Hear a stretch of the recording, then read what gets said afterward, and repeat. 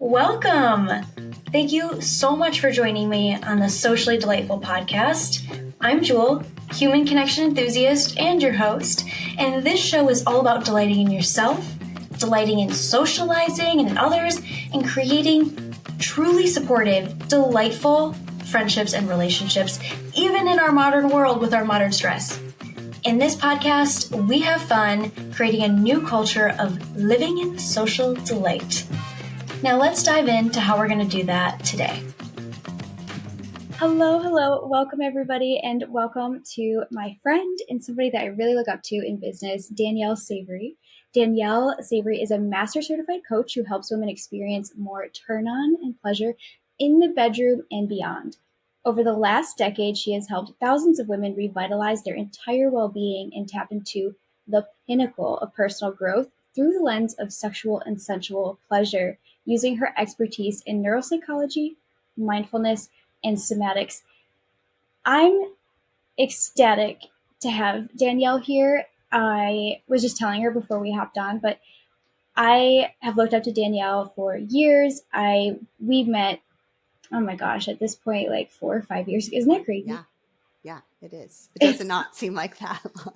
And I've been really looking forward to having you on the podcast because what you talk about, I think, is so important. And I just love the way that you talk about it and how it shifts like the way you walk through the world, because I feel the exact same way with connection work. So before we jump into that, I wanted to hear a little bit more about your story on how you got into this and like what brought you to this.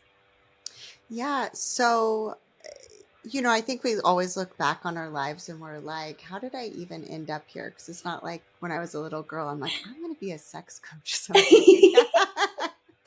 But I did know that I really wanted to help people. I actually thought that I wanted to be a doctor. I've always been very creative, and my background's in neuroscience, and I love the brain. I love everything about the brain. I love learning more about the brain, but more than like dissecting the brain, I really wanted to understand later on, like the psychology of the brain. And when I had my own experiences of the dark night, as so many of us have had, that has kind of led us to this work, it was a moment that I was really struggling to create intimacy with myself, with my partner. I was feeling a lot of health issues and like body pain, and that was really just keeping me separate from feeling like I could open up in so many different ways. And using mindfulness and mind body techniques, I was able to come back, but it really got me onto this curiosity of like, what else is here? And understanding that so many, especially women, but so many people struggle with intimacy, and specifically struggle with their sexuality, struggle with their relationship with pleasure. And I had already become a coach and I was teaching mindfulness, but I was like, no, this is actually the area I need to be in. It fascinated me the most when it came to looking at how pleasure is in the brain, in the socialization. Like there's so many layers there. So I think the overachiever in me was also just like, this is like the most complex area. So that piqued my curiosity. And also not that many people were talking about it. I was like, why not? Like we need to be talking about this. And sex is one of those things that I've never gotten red in the face talking about. Even when I was young, it was like on my 18th birthday when other people were going to buy a pack of cigarettes, like I was at the adult shop buying my first vibrator. So it's always been something that's been part of my life. I haven't struggled with being that turned on woman from young, but there's other things, of course, because we are socialized the way that we are, that really did hold me back from experiencing that intimacy and the connection that I wanted. Yeah. Could you actually touch on a little bit of that socialization that we all are present, especially those of us socialized as women? Yeah. So, I mean, there's so many, like, how long do we have really? Right. Like when we talk about socialization, even before we dive into sex, it's just thinking about like the way that we think about pleasure. Pleasure in and of itself is this kind of taboo word. We think about it usually in the realm of sex when there's so many other ways that we experience pleasure.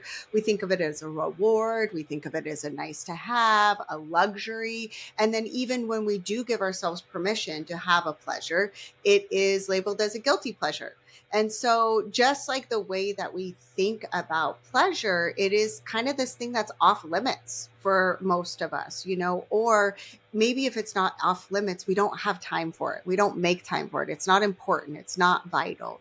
So, just when we think about pleasure without putting in all of the socializations around sex, so many of us struggle. And then when you put in sex, it's like, where do we begin? It's like tease if you don't, slut if you do, Mhm. all of the religious and even not religious conservative ideas of when and how, and then also looking at just the idea of what sex actually is. And there's, oh, well, it's okay, but if it's not P in the V, then like that's the sinful thing, but all the other stuff is fine, right? Like there's just so many things. And as women, the thing that I find is the most like obstacle to us really embracing it or looking at sex that could be beneficial for us, that pleasure could be for us, is the way that it's presented. Is it's something that we're giving, it's something that we're giving away, it is something that is for somebody else.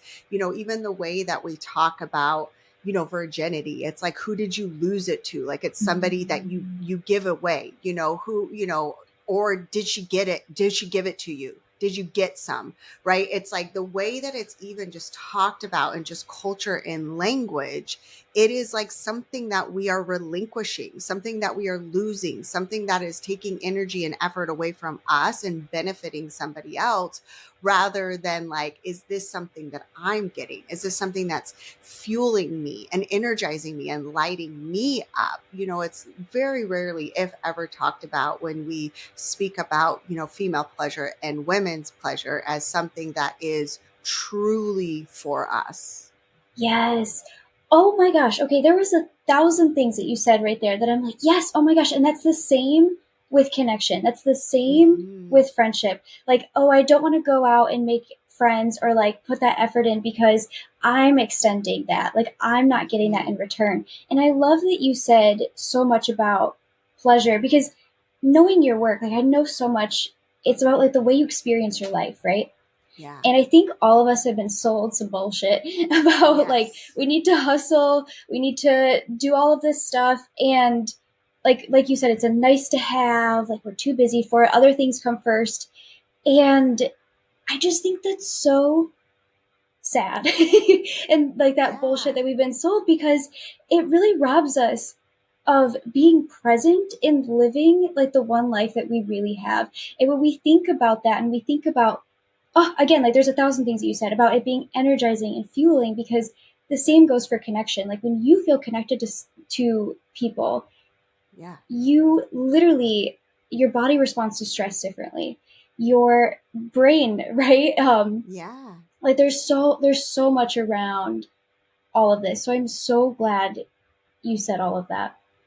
Yeah. Yeah. I mean, and you're totally right. It's like, it's sad. It is. And honestly, for a while it's just upsetting, and it makes me upset and it makes me angry, all of these lies that we have really been fed that keep us from the connection that's possible, that keep us from the pleasure that's possible. Because when you really do understand the nervous system and the brain and how things work, if we're talking about like optimizing our experience on this planet, of whether it is, even if you want to keep achieving in your life, right? If even if you like, wherever it might be, whether it is building a business or building a family or having fun or going on an adventure or whatever it might be, like when you really truly understand like the benefit of like fueling yourself with like this connection and with this pleasure and what that can do for your overall well-being,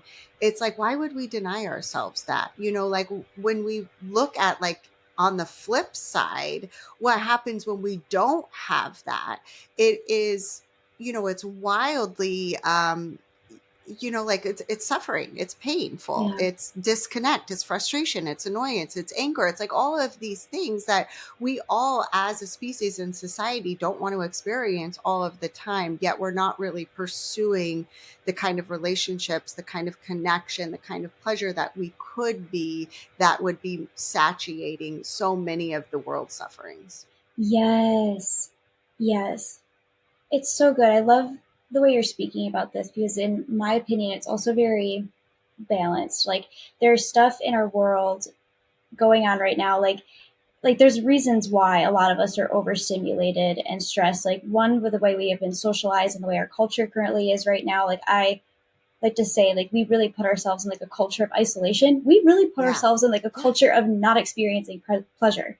Yeah. And there's stuff like that going on, but there's also like we know that as like social media, like they literally program those apps to be erased to the bottom of our brainstem. So for a lot of people, it's so much easier, myself included. I've caught myself doing this, where it's easier to go and like listen to a podcast or listen to like an influencer talk about something rather than to initiate with your own friends, right? Yeah. Right. So there's stuff out there that we need to put like safeguards around, things that we need to change. But also, I love the way that in which you talk about this stuff, because it doesn't mean that we have to suffer now just because those are our circumstances. Like, we can take some of that power back without having to, right now in this current moment, like wave a magic wand and change the whole world. Like, we can experience this stuff right now. We can enjoy more right now.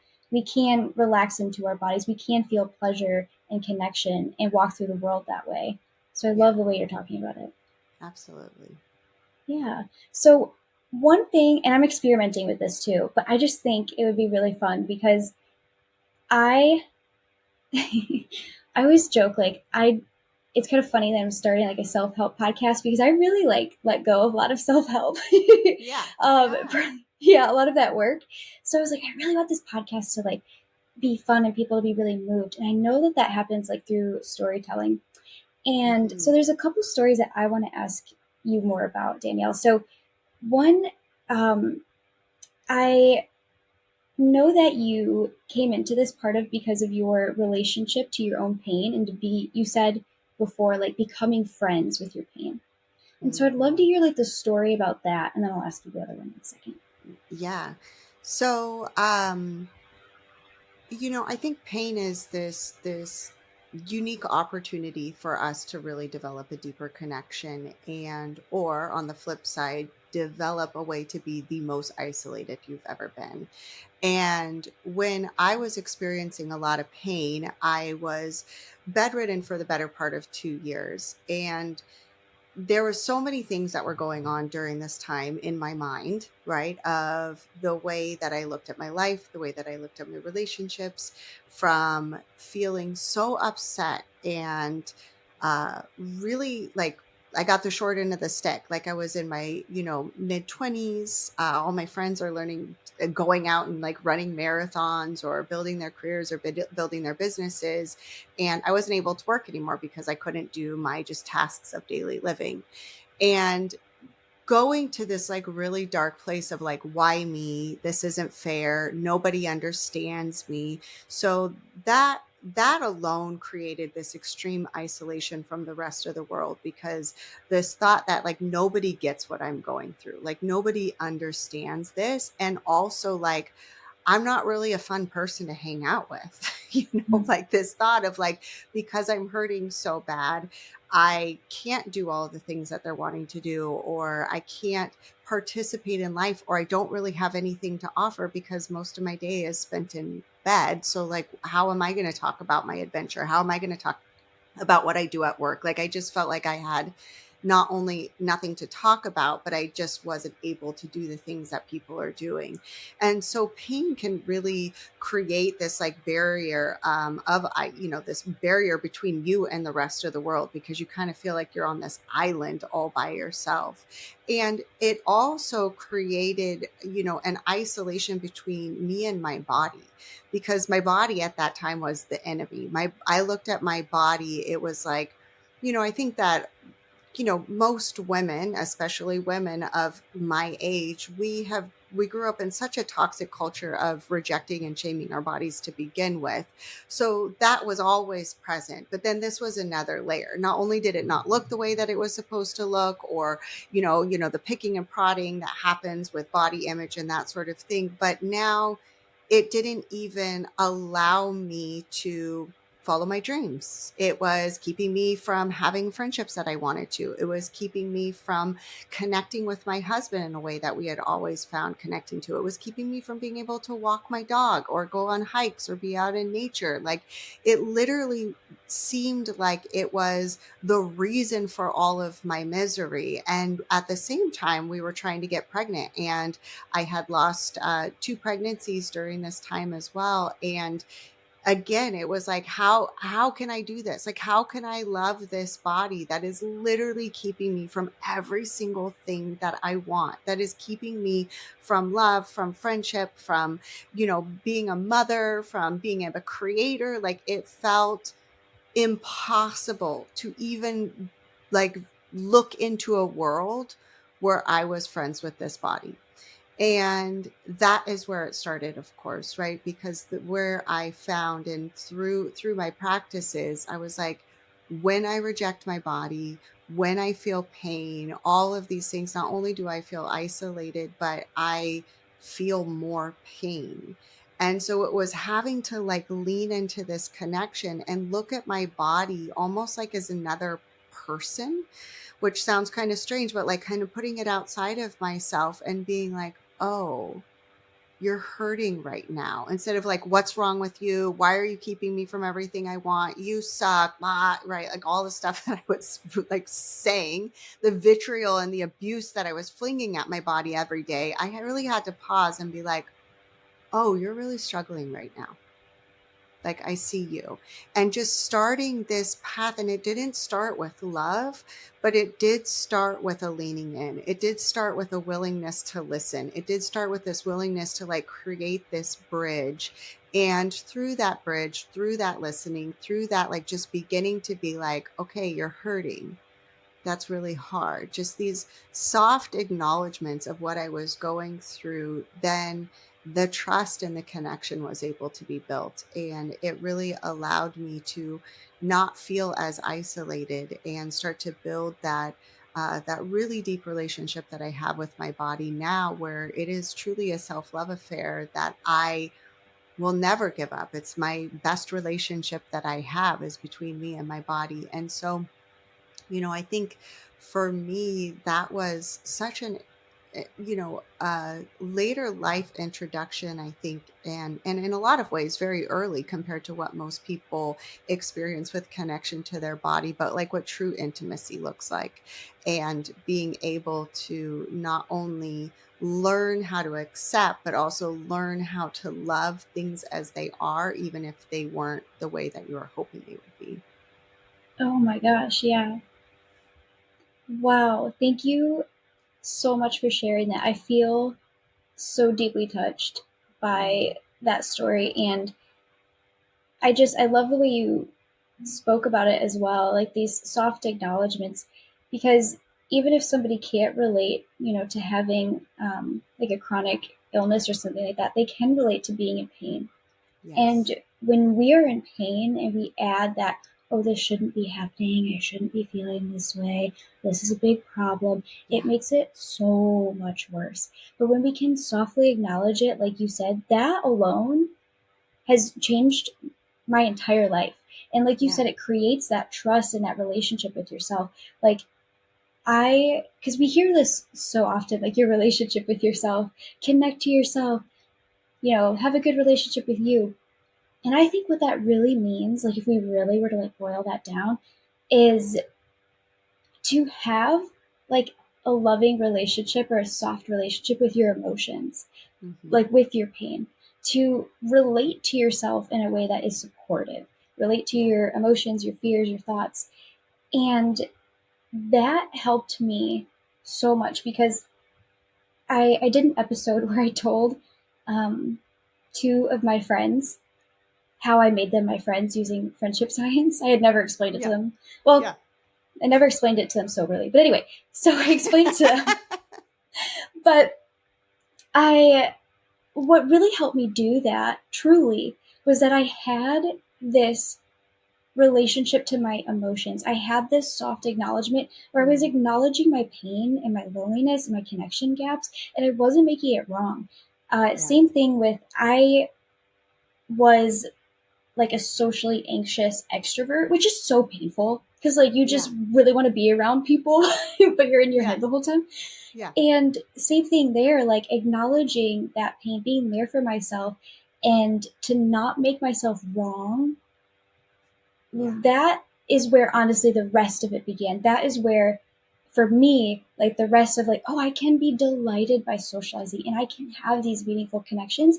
yeah. That honestly, without that foundation of that relationship with myself, I in relationship to my emotions, that rest of it wouldn't have happened, in my opinion. Absolutely. Like you're right on. And that's really where that relationship started with me is like not thinking I was broken, not thinking that there was something wrong, or not even thinking that there was something to be fixed, which is kind of Yeah. more of an advanced level, right? Especially when you're dealing with health stuff, is like, I could be okay with this just as it is and still wanting to be better without like the word getting fixed in there.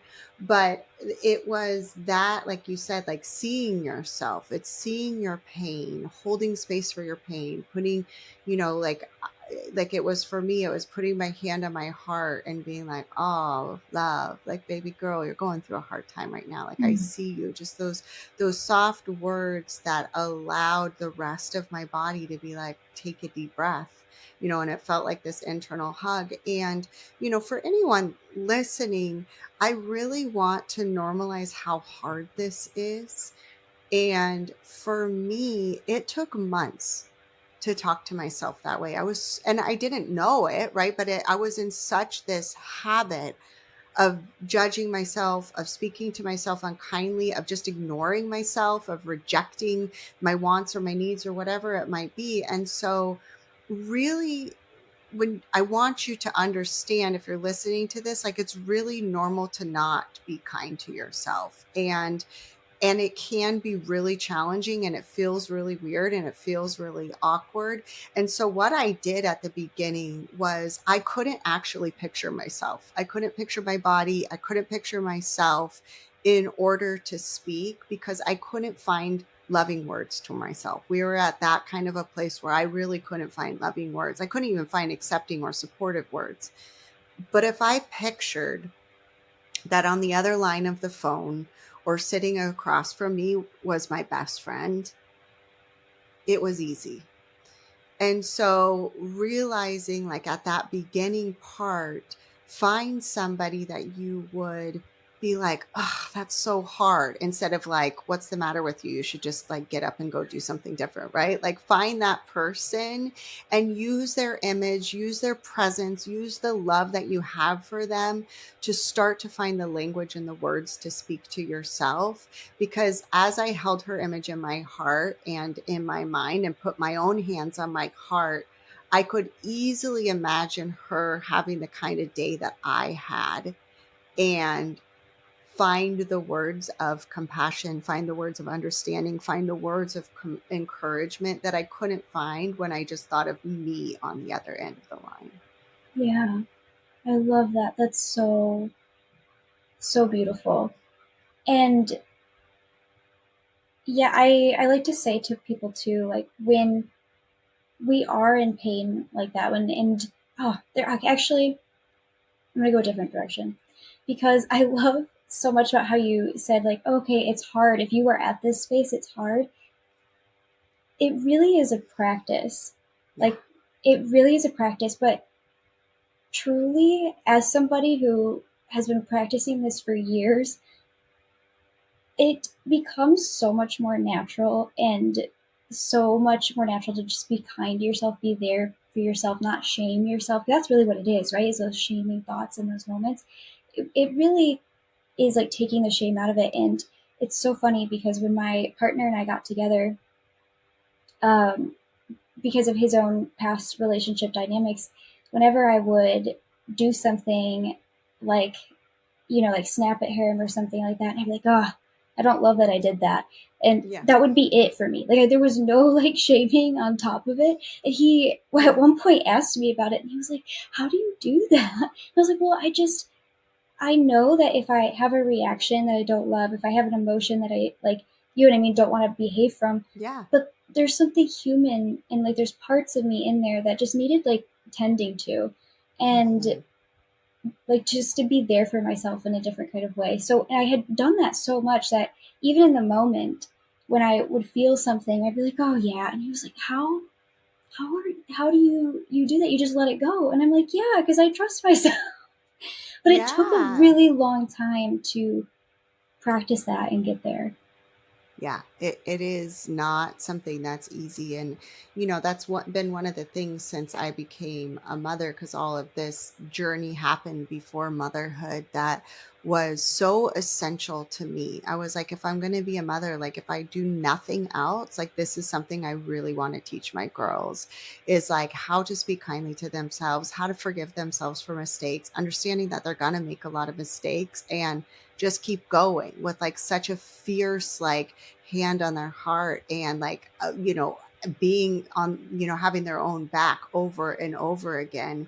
And one of the ways that I did this is like it is natural also for humans when we make mistakes to beat ourselves up. Like that is kind of the first place that we go, and it's for survival. It's for the survival mechanism of Mhm. making sure that we act and behave in a way that we think is going to garner love or acceptance or belonging, right? And so it makes sense that our brain would be like, don't do that again, or why did you do that? And studies have shown that's not as helpful for us being able to move forward. But one of the things, anytime I hear it or anytime I see it in them, sometimes it's not always verbalized. I just look at them and I'd be like, hey, you're not allowed to talk to my daughter like that. Like you're not allowed to speak to them like that. And I remember one of the most eye-opening moments for me was a number of years ago when I was like rushing around, and I've always been somebody that's been a deadliner. Like I can fit as many things in right till the end, and then I Oh, end me up too. being late every time, and I Me too. hate being late. And so I was late again to drop off, and I was just like, I'm just like the worst mom. They're probably all talking to about me because I'm like always the mom that's late and doesn't have her shit together or whatever it was. And from the back seat in the car seat, my daughter, from her little like 3-year-old voice, was like, hey, mom, you're not allowed to talk to my mom like that. Oh my goodness. And I was like, oh, thank you. You're right. It was so special. And it's like, it is such a habit, even if we've worked on it like so many years. And like, that's why I'm just Mhm. so grateful for my past self of like, when those babies were born, like, we're going to talk about this. We're going to say this. We're going to keep saying it. And we're going to continue to gently remind each other, because we all need those reminders along the way of what the high standards that we hold ourselves to and the grace that we all have the ability to give ourselves. Yes. Yes. Oh my gosh, that's so beautiful. I love that so much. I love that so I much. didn't mean to get emotional, but that story just gets to me every Oh, time. it's welcome here. Absolutely.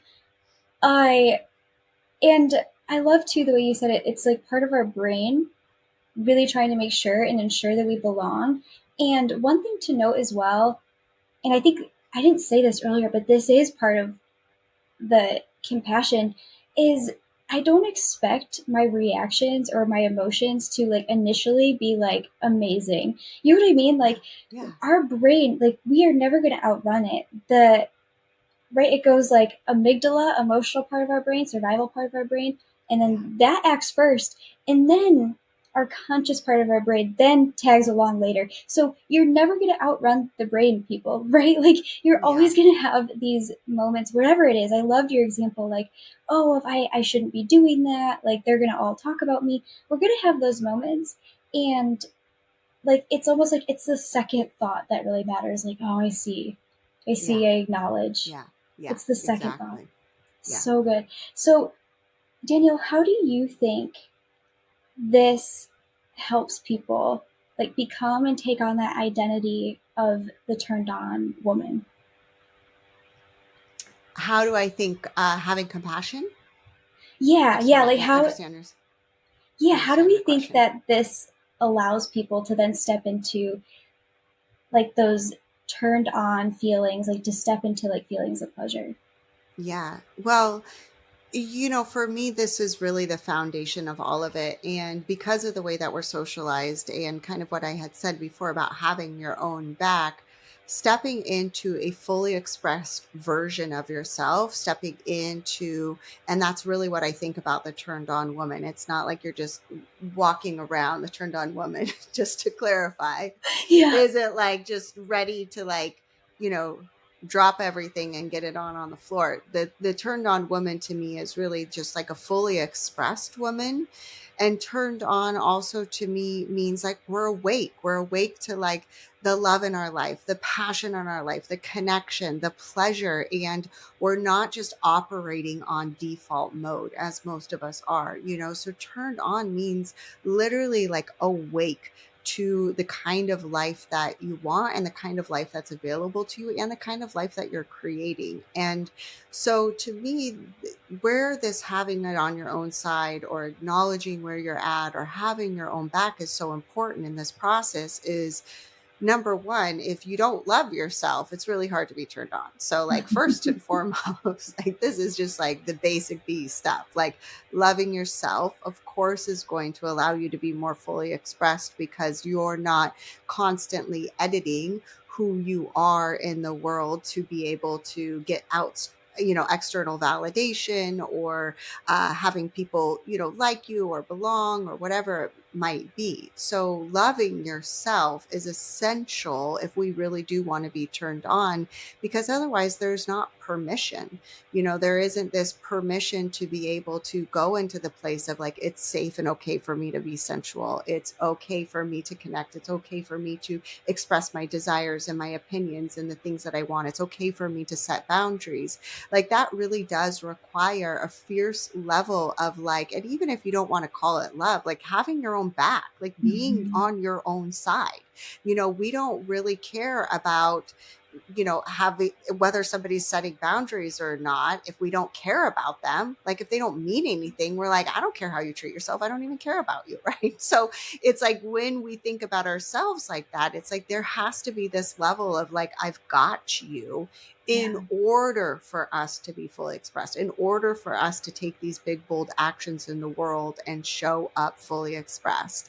The other reason that I would say self-compassion is such a huge part of this, and self-love, is that being fully expressed, it's not like we're like, if we think about it, like starting at zero in the middle and all of the emotions that are available to us.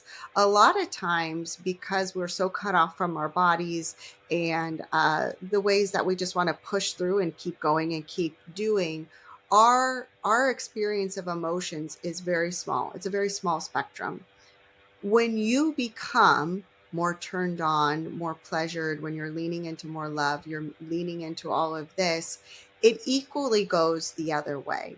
So your spectrum is not just going to go all to the spectrum of what will for ease call positive emotions, though I don't like that term, right? But all to these like more high vibration, high frequency emotions, without also expanding into a more you know like deeper grief, deeper sadness, vulnerability, like all of these other things that you open up. So if we want to feel more passion, feel more love, feel more connected, we also have to be willing that there could be a bigger grief. There could be a larger heartbreak. There could be, greater anger. There's going to be a spreading of the spectrum of emotions on both sides. And so self-compassion becomes really essential so that you can not only notice when those emotions come up, but hold space for them, be in your body for them, understanding what your body's going through, allowing yourself to process through them. Yes, yes, yes, yes.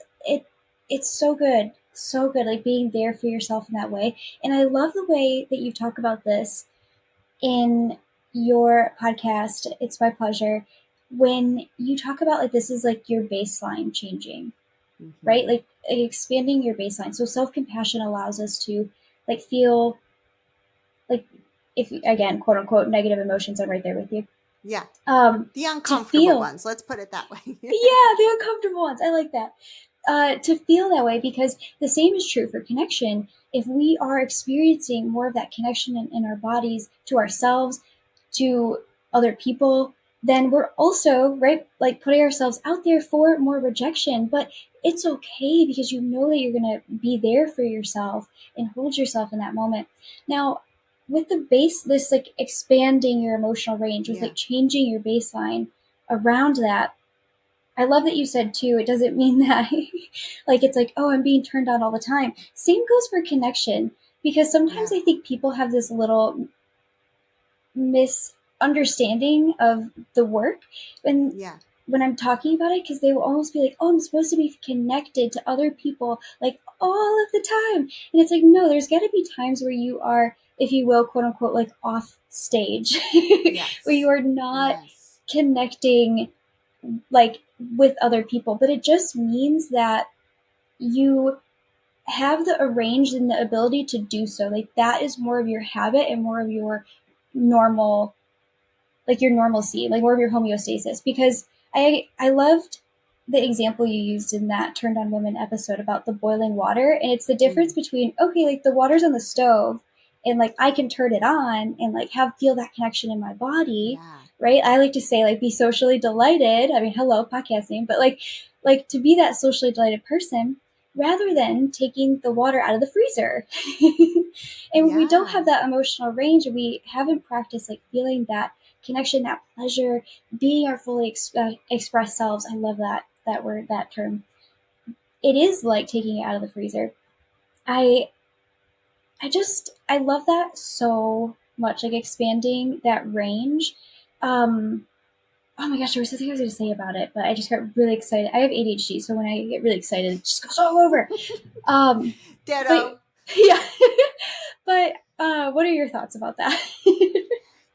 Yeah, well, I think that it's there's this expansion of a range of emotions, right? And creating safety for it. And I think that is, one of the things that I just wanted to say coming back to is this idea of, always being connected. One of the things I like to think about is when it comes to connection, whether it's intimate connection with a lover or intimate connection with your friends, your family, whoever it might be, like connection is connection. And when we create this like bridge of being connected, like you said, it doesn't mean you have to be connected to other people, but we can still keep this open line of connection and remembering, like, I'm choosing connection to myself right now. I'm choosing Yes. connection for me right now, but there is still connection. Like the disconnect is when we check out. The disconnect is when we're just numbing.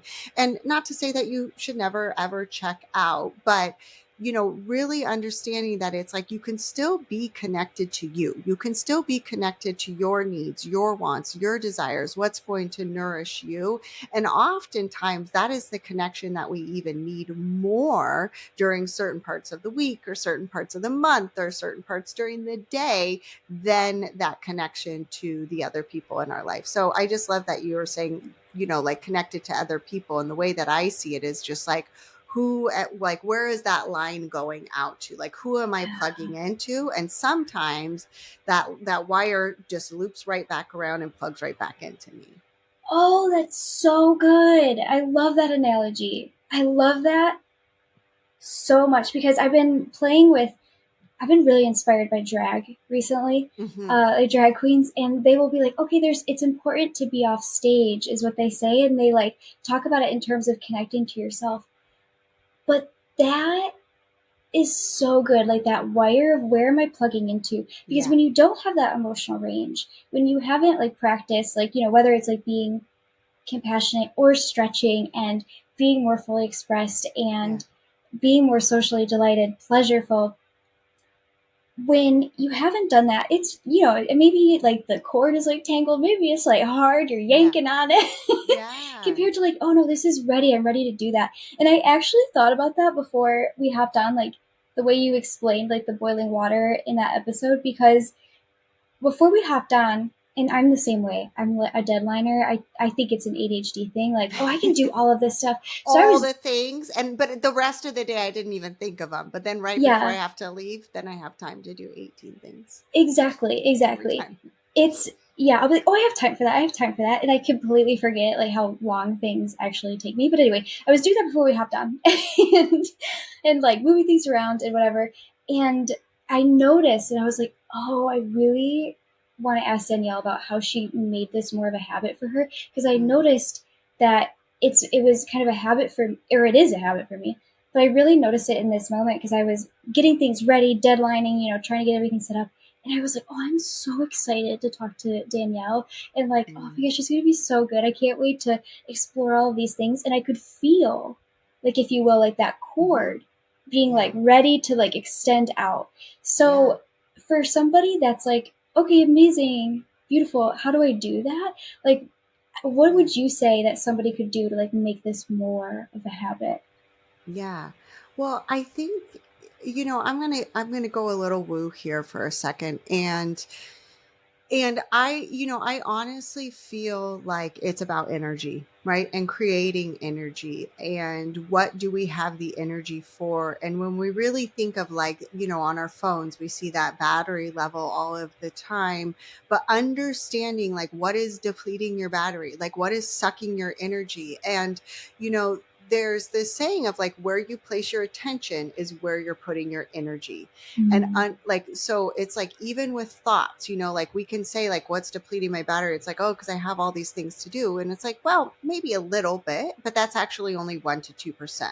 But when you're thinking about how much you have to do, how you're never doing enough, how you're behind, you're using this rush, now we're talking like 25% depletion, because so much energy isn't just going into what you're doing, but it's going into all of the thinking of how you're not doing it right, you're never doing enough, all of the tasks, everything else, right? And so when we think about this, like actually as an energy reserve, what you just explained, Jewel, was like, okay, then I have, like, I'm excited. I feel like, I feel happy. Like, I can't wait to, right? Those are at this higher frequency, which creates more energy. You started feeling it rising up in your body. And then that allows us to be able to plug in.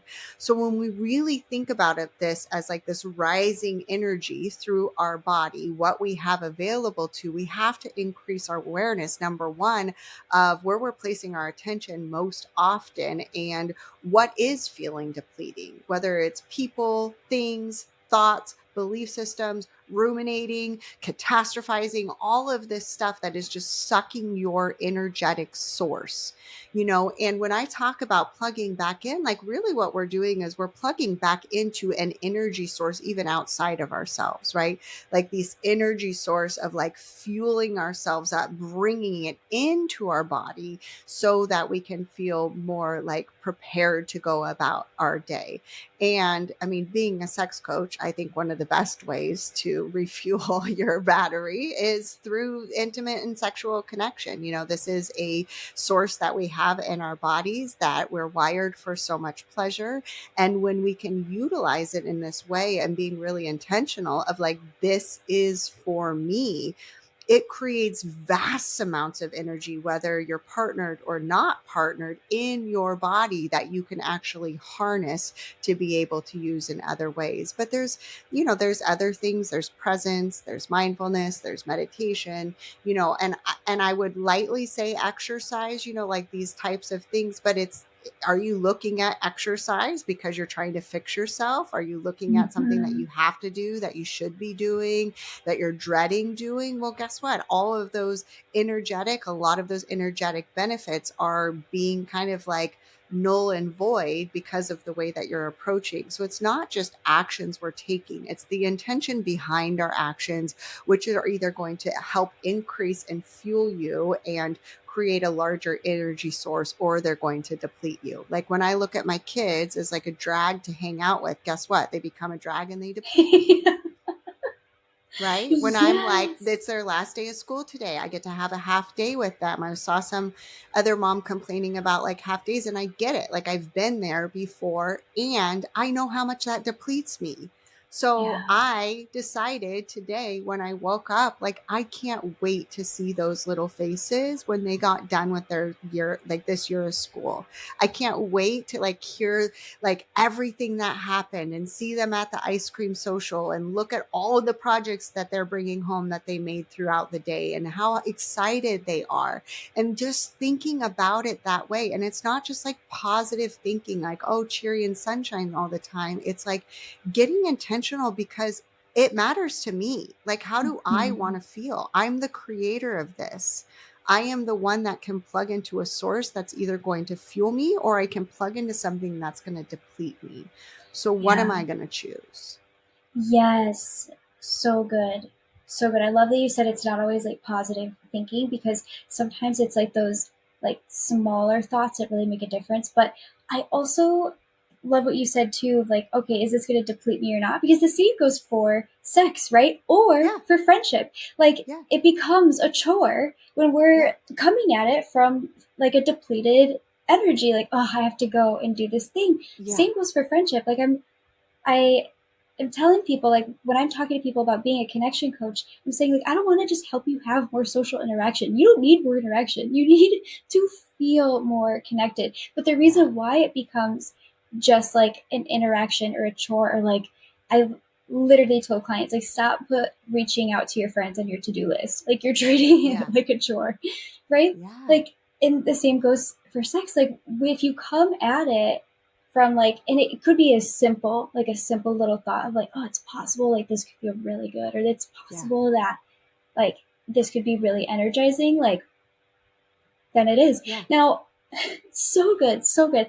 I want to make sure I ask you about one more thing before we leave here. So one thing, one story that I know you have about your husband and about receiving from him and being open to that, I'd love to yeah. hear more about that, because I think you touched on it so well earlier about women are always like feeling like they're giving. And there was actually a study done, a survey, where they analyzed friendships, and most Mm, people report, it was like something crazy, like 80% of people were like, oh, I'm the giver. It was like mm, the giver, like we both give, or they're a taker. Most people mm. said that they were a giver. And like, when you really think about that mathematically, that doesn't make a lot of sense, because if we're Yeah, all giving, where are these takers that are like sucking and draining our energy? Right? yeah. So, Well, I think it's also like it's misleading. I don't know what this study is, but like, where's the word receiving?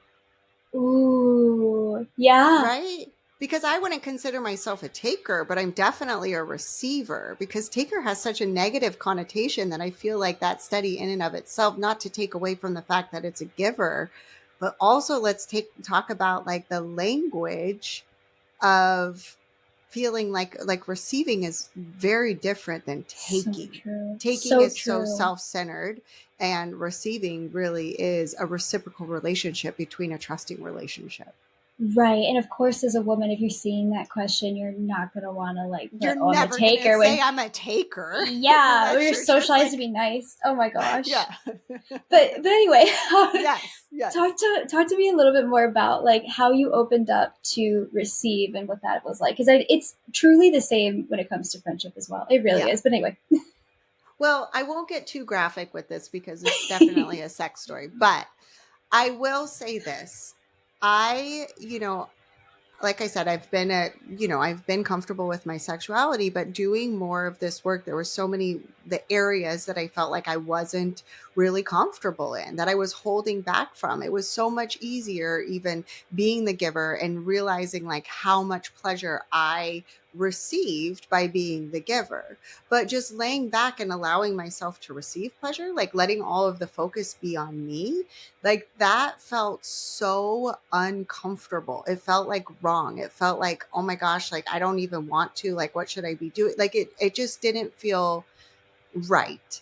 And really having to like work with my mind and realize like one of the things, like the biggest ahas that I had was truly believing and trusting that the other person that is wanting you to receive their love, their affection, their attention, their adoration, their pleasure that they're giving to you, right, isn't doing this because they feel like they should, or they feel like they need to, or this is like something that they have to do. Like when I realized, and it took my husband years of like, I want to. I love you. I want to take care of you. I want to tend to you. And like, oh, wait. And there, of course, I think with all receiving, there's a level of safety, of course, that we have to create in our nervous system, but there's also a level of worthiness, that it's okay for me to take time to not be concerned about somebody else, to really take time to let in, to feel fueled, to feel like alive and lit up inside, and believing my husband when he said, I want to. Because he didn't ever stop saying, I want to. He was made it very clear over and over again. And I think as women, that really becomes a challenging thing to believe, because there's so many times we've been put in situations when we're giving and we're not really sure if we want to. We haven't even asked ourselves that question. And so one of the things that I do oftentimes when working with my clients is when they're learning to trust and allowing themselves to receive, is to also do a giving audit. Like, where are you giving out of a place of should or obligation or duty or guilt, which is a huge one. And as you start to shift your own relationship with how you're giving and where you're giving from, you can really start to bring it back to trusting and feeling safe to receive, because you're giving that benefit of the doubt that the person that is giving really truly wants to be giving. Yes. And one thing we know too is that people want to feel useful. Like, we see it over and over again. Like as far as friendship goes, not as far as, as far as like, that's not a good word for the bedroom, but like, as far as like friendship goes, if I have a friend reach out to me and say, hey, I really like need you right now, I'm like, oh, yes, I am there. Yes. Right? Like, or if they don't, you're like, why didn't you call me? Yes. Like, I want to do this for you. Like, I truly want to be the person that you call. Yeah. Oh, so good. Well, Danielle, thank you so much. I could talk to you for another 2 years if you let me, but thank you so much for coming here and for your time and for sharing all of this. It's so good. I know you have a class coming up. Do you want to take a second to tell us a little bit about that? Yeah, so you could probably find more about it. I don't have it posted on my website right now, but if you go to my Instagram at The Practice of Pleasure, I'm sure it will be posted there soon. But this class is, about scheduling, and you would be like, why would I schedule? It should be spontaneous. But as I said, like, this is why we do it, right? Because there's so many reasons and so many objections and so many things come up. And I truly believe, whether it is scheduling some time for you to experience pleasure alone or experience with a partner, it is really our first step of expanding our potential to receive more and making the time and the space. And so this class is going to walk you step by step through the conversations, how to set yourself up in mind and body, the steps that you can take, the preparation, and how to make it so when you show up for your pleasure appointment, we will call it, it doesn't feel pressure. It doesn't feel like crazy awkward, and you know exactly what to do. Yes, so good. And all of that applies to friendship as well. So, and connection. So this is going to be so good. I'm excited. I'm going to have to go. And that is at The Practice of Pleasure on Instagram. And then your website is daniellesavory.com, right? Correct. Yep. Awesome. Okay, everybody go check her out. And let us know what you think about the podcast. Like, don't hesitate to reach out and let me know how it was for you to learn about how to be a pleasureful and socially delighted, connected person. But Danielle, thank you so much. Thank you for having me. Thanks for joining me on the Socially Delightful podcast. I'm Jewel, and I'm truly so grateful that you came and hung out with me today. If this podcast meant something to you, it would mean so much to me if you left me a review so that way I could keep making content that you love. And if you really want to make my whole day, share this podcast to your Instagram story and tag me at Connection with Jewel so I can shout you out. Or send me a message and let me know what resonated with you or what you want to hear next. And I'll see you at the next episode.